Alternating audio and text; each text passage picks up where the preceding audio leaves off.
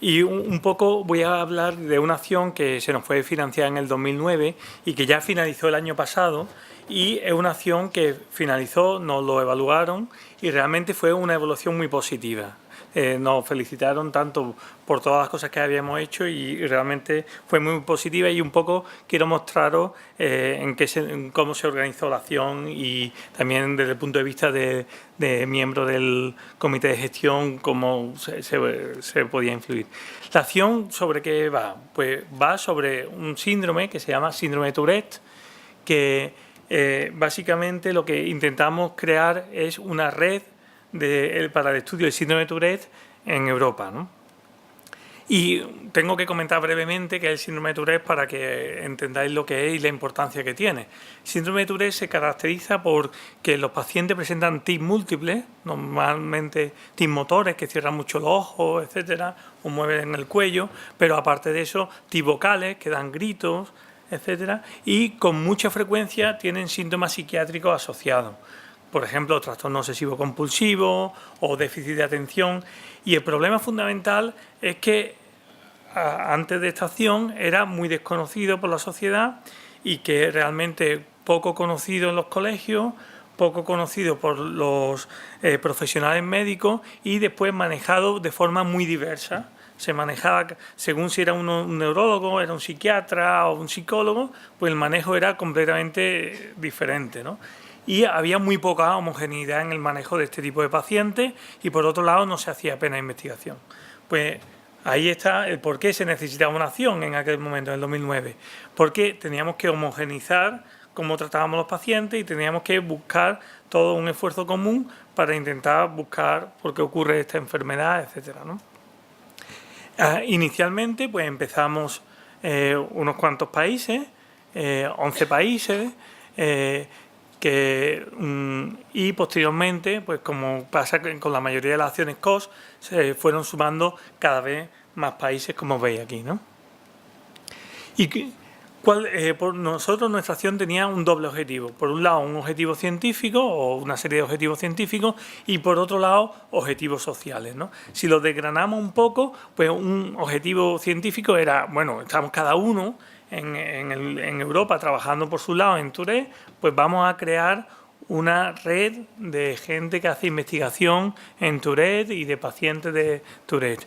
Y vamos a juntarnos y vamos a intentar promocionar, porque cada uno de nosotros nos dedicamos a hacer investigación en otras cosas. Por ejemplo, yo me dedico a trastorno del movimiento, que es enfermedad de Parkinson, distonía, Huntington y también Tourette. Pero mi principal investigación no era Tourette. Pues entonces decía, bueno, pues y así nos pasaba a casi todos, ¿no? Pues en esto nos centrábamos en que fuera Tourette una de las cosas más importantes que investigásemos, ¿no? Y así promocionábamos el estudio de este síndrome de Tourette. Y lo que he dicho antes, cada uno de nosotros lo estábamos tratando a los pacientes de forma diferente. Pues un objetivo era intentar coordinar de forma europea y después tener implicaciones a nivel nacional, de tal forma que se hicieran cosas de forma coordinada. Entre ellas, por ejemplo, pedir grants al FP7, un proyecto para buscar la etiología del síndrome de Tourette, por ejemplo, ¿no? Y que viene también en relación con el último objetivo que pongo ahí, que es que queríamos saber por qué ocurre esta enfermedad, ¿no?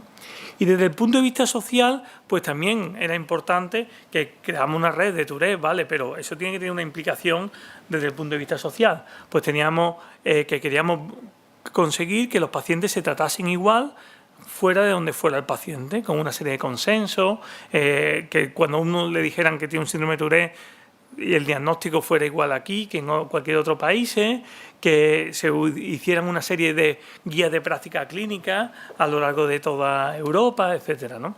Y por otro lado, concienciar a los políticos, a la gente que se dedica a la gestión y demás, que existía este síndrome de Tourette y la importancia que tenía, ¿no? Así como que también estos pacientes pues estaban mal vistos porque no eran entendidos. Por ejemplo, los niños que estaban inquietos y eso, pues les reñían, los ponían en última fila o los echaban, pues, y combatir un poco todos esos problemas que tenían por falta de formación de la gente, ¿no? Y hablar con los diferentes estamentos para que se cambiaran las cosas, para que estos niños y estos pacientes fueran atendidos de forma adecuada, ¿no? En este sentido, nosotros creamos había 4 working groups, uno que sería para estandarizar y armonizar las prácticas clínicas en el síndrome de Tourette, otro que más centrado en el estudio de los factores genéticos del síndrome de Tourette. Por otro lado, intentar creamos una base de datos, y otro que sería más de difusión y demás, ¿no? En este sentido, fuimos capaces de ponernos de acuerdo para, de forma coordinada, solicitar los diferentes países que formábamos parte de la acción COS, y no solo los de Management Committee, sino también otros centros dentro de cada país que se viera que iba a aportar a la red, como en nuestro caso, por ejemplo, en España, no solo estaba yo que estaba en Management Committee, sino también de Barcelona, sin ser parte del Management Committee, pues gracias a que la acción fue difundida, pues también se pudo presentar en este proyecto, y conseguimos financiación en el H2020 de 6 millones de euros en el FP7 para intentar buscar la etiología de este síndrome. Y este proyecto todavía está en marcha, que se llama MTIX. Por otro lado, bueno, aquí vemos que esto nos permite pues crear, el COS nos dio la estructura inicial para podernos poner a solicitar este tipo de grant, y este grant es realmente el que nos está metiendo dinero para que se puedan hacer las bases de datos, hacer los bancos de ADN y de muestras de pacientes, etcétera, ¿no? O sea que nos da la infraestructura del COS de networking, y después con esto ya podemos solicitar proyectos que han sido los que hemos conseguido posteriormente para hacer los proyectos de investigación en sí, como este. Y por otro lado también nos ha permitido la estructura para crear un banco de pacientes donde tenemos el ADN de los niños que tienen Tourette y de los padres de trío, y empezar a hacer colaboraciones multicéntricas, por ejemplo en estudios de genética que se necesitan muchas familias y que dan su origen a sus publicaciones de forma conjunta en las diferentes donde participan muchos países de la red, ¿no? Como España, Grecia, Italia, etcétera, ¿no? Por otro lado, también nos hemos puesto de acuerdo y hemos creado las guidelines de manejo del síndrome de Tourette, que han sido publicados en revistas internacionales que han tenido su impacto en todas las sociedades científicas que tratan estos pacientes, neurología, etcétera, ¿no? Y estos realmente se han ido publicando, y después hemos hecho un seguimiento de si se adhiere la gente a este manejo, y efectivamente se adhieren. Y esto ha sido, bajo mi punto de vista, un antes y un después de la acción. O sea, antes cada uno manejaba el Tourette como creía, y a raíz de esto, o sea, nos hemos adelantado a los americanos y tenemos nuestras propias guías, y los americanos van detrás de Europa en el síndrome de Tourette, gracias a esto, ¿no? Y en cuanto al budget, pues normalmente, como se presentaba antes, ahora es más detallado, pero básicamente el budget, esto sería un budget de un año, como lo presentamos normalmente, que va dividido en meetings, short term, scientific mission, training school, etcétera, ¿no?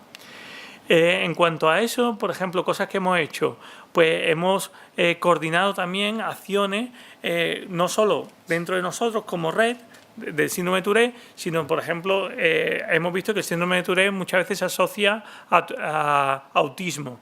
Pues nos hemos movido para relacionarnos con acciones de autismo y buscar objetivos comunes.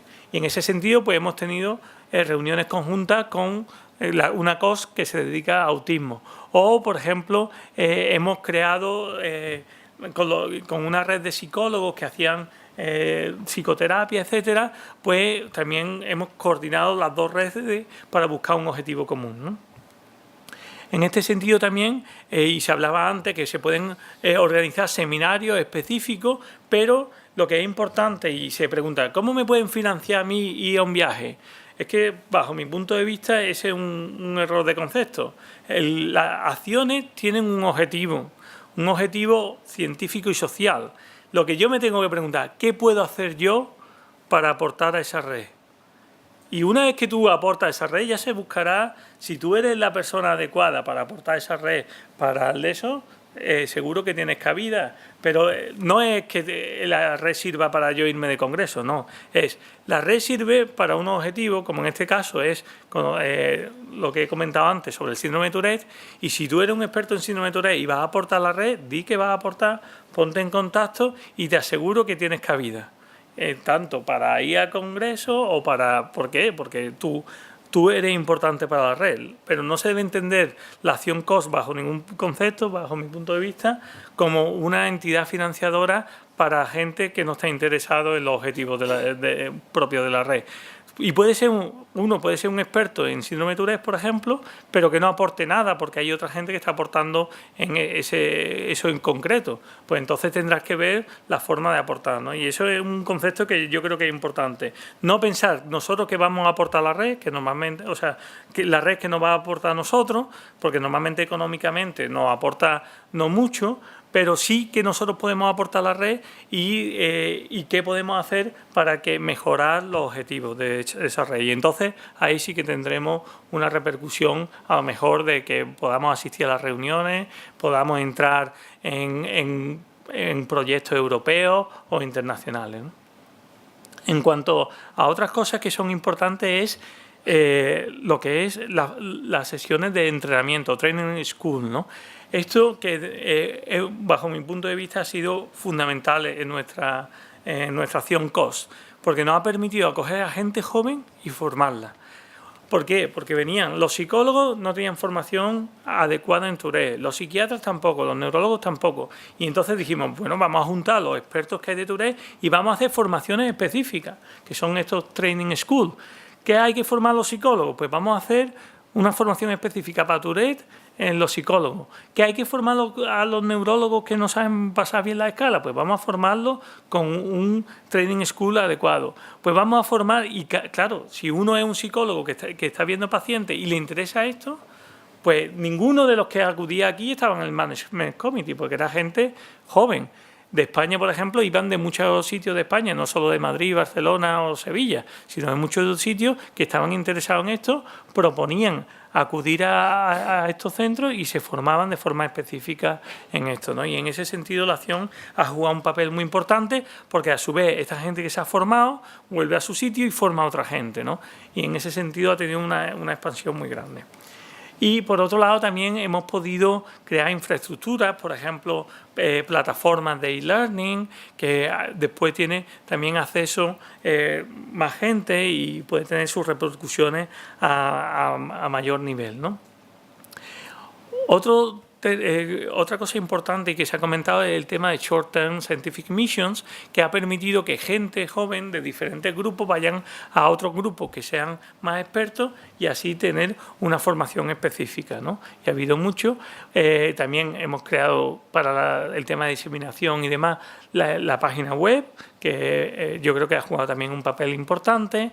Estamos en Facebook, hemos creado reuniones conjuntas con pacientes, porque es importante saber lo que los pacientes esperan de nuestra acción para poder así nosotros poder conocer qué es lo que quieren y también que ellos conozcan la acción y así haya un feedback entre ambos, ¿no? Se han creado también, no había congresos internacionales de forma periódica y gracias a la acción COS se han podido crear congresos internacionales de Tourette. Y hemos creado el Día Europeo de Tourette, que es el 7 de junio, y que tuvo bastante repercusión mediática y social, ¿no?